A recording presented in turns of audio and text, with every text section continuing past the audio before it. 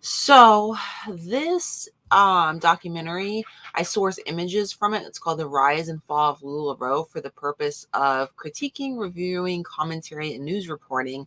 I will be utilizing these images instead of playing clips today. And references and related material are basically reserved for fair use. So anyways, I'm going to go ahead and get into it. So, The Rise and Fall of LuLaRoe is the latest documentary that just came out. This is a cover of it, what it looks like. I watched it on Amazon, just through Discovery Plus. I believe it's through TLC, if I'm not mistaken, but I could be wrong. I went on the TLC website, and that's where I found it, and thought I have to look that up immediately and watch it because, gosh knows, if there's a LuLaRoe documentary, I just have to watch it.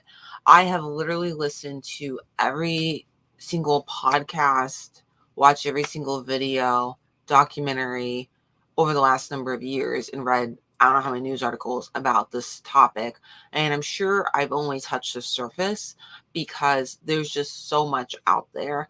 I really think this will probably be my final LuLaRoe documentary, though, just because I'm losing interest in the topic.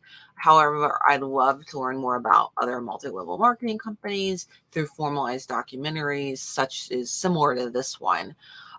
So this is an image from the documentary that I screenshotted through of the people at the center of LuLaRoe, Deanne and Mark Stidham. Okay, I'm probably butchering that. I apologize. Anyways, I don't know what their official titles are. And I'm really confused after watching this documentary because they showed a segment of depositions that they were involved in.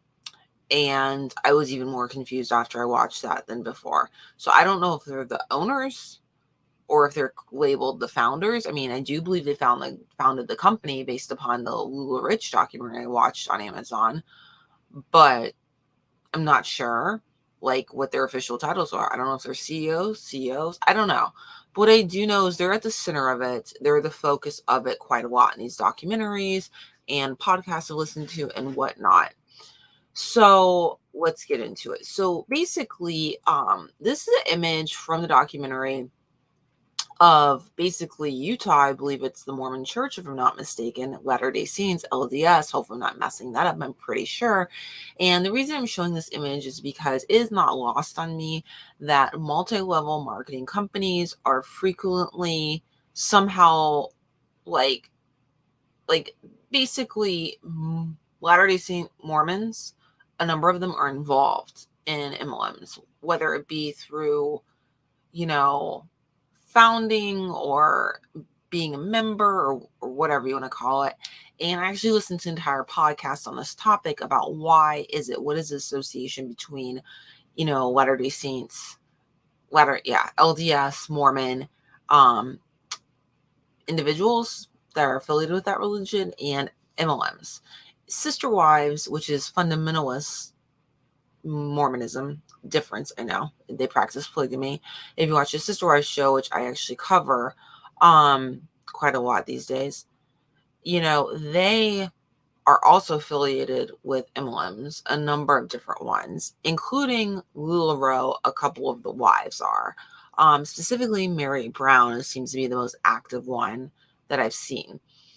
And so the podcast I listened to, they were saying it was because LDS Mormons and as well as the fundamentalist Mormons, from what I've seen, they are very family oriented and really about women staying home in many cases and working inside the home and raising children, having lots of children. And I have noticed, it is not lost on me, that, women that are LDS Mormon do seem to have a large number of children. I define large number of children as like 3 children or more.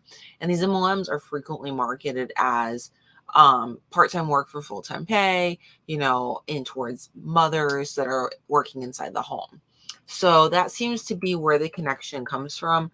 And that they have, is also was mentioned in the documentary, that they have Mormons LDS, a significant church network to market these products to from the MLMs, which does make sense. And I've seen the same thing within Christian non-denominational as well as denominational churches, that they too have large networks to basically like launch businesses off of potentially. And I was actually just watching a video about that very topic just now. Okay, so this is an image from, I already forgot her name, but the lady I just showed a picture of, let me see, let me go back to that picture. Deanne. This is a picture of Deanne in her deposition, and she's got her right, or looks like, let's see, yeah, it looks like her right hand is up. Anyways, so they showed some clips of this. I felt like this documentary for me felt like a little bit of a rehash of the LuLaRoe documentary. I'll be honest with you, I like the LuLaRoe documentary better than I like this one.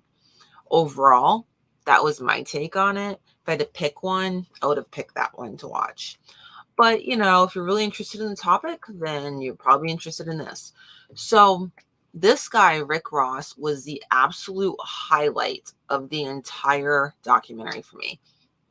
He is a founder of the Cult Education Institute, was the title that they put on the screen for him right here. I have the image.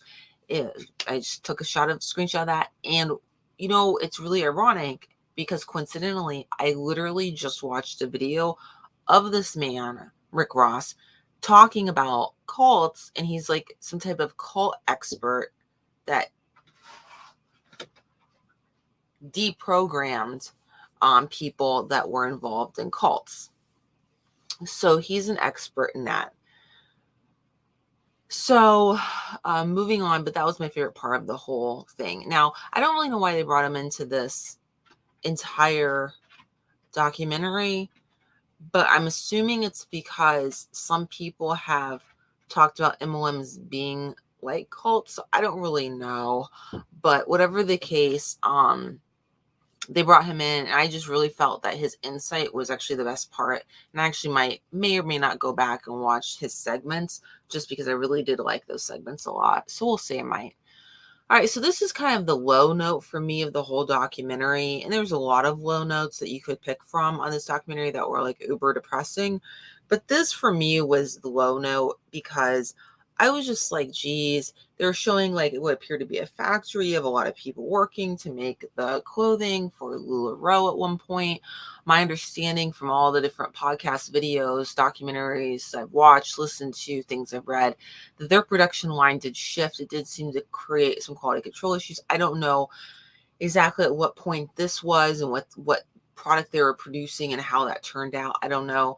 But Deanne was filmed in this workspace, basically, kind of promoting it to her people, consultants, I guess you call them at the time. And, you know, I just felt like it just was very dark, and it just felt really, I just didn't feel good about this specific segment. I always am very concerned about how people are being treated in the workplace and just all across the globe. So that was the low point for me. Now, this is to end on a positive note. A man and his mother were featured. He, as you can tell, is an entertainer. He was hired to entertain for LuLaRoe at their different events. As you may or may not know, LuLaRoe is known for their epic events they had. They were considered very promotional. People really enjoyed watching those events and participating in them, and would travel great distances to be a part of them. And he, yes, is wearing a pair of what appear to be LuLaRoe leggings and outfit, and is dancing. And I took a screenshot of this because I just thought it was the funniest thing. He was featured heavily throughout the documentary. Now, also, just to conclude, I think the most surprising part of the whole thing for me is that LuLaRoe, despite a myriad of legal problems, is still operational and still doing their thing. And, you know, that's fine. Don't have an issue with that at all. It's, you know, to each of their own. There's so much information out about this specific MLM, multi-level marketing company, that I feel like people should be able to make an informed decision about whether or not they want to participate at this point. There's tons of multi-level marketing companies. I feel like LuLaRoe has gotten the most attention of all of them in the news and everything else, although people talk constantly about MLMs these days. I was disappointed that this specific MLM did not, they did not have this specific documentary did not have feature any military spouses in it. The LuLaRoe documentary did. They featured a military spouse that was an early adopter. She was like in the MLM LuLaRoe very early on and seems to have made a lot of money and did very well and didn't seem to have any complaints, if you will, comparatively speaking to many other people. Of course, depends on what you're comparing that to. So anyway, so that is my review, commentary, and critique of the latest LuLaRoe documentary.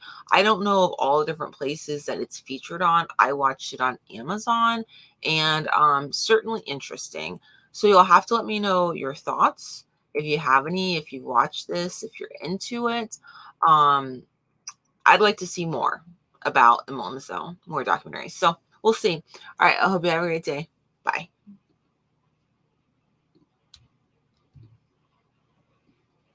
Check out hellovanessamedia.com. Check out store.hellovanessamedia.com.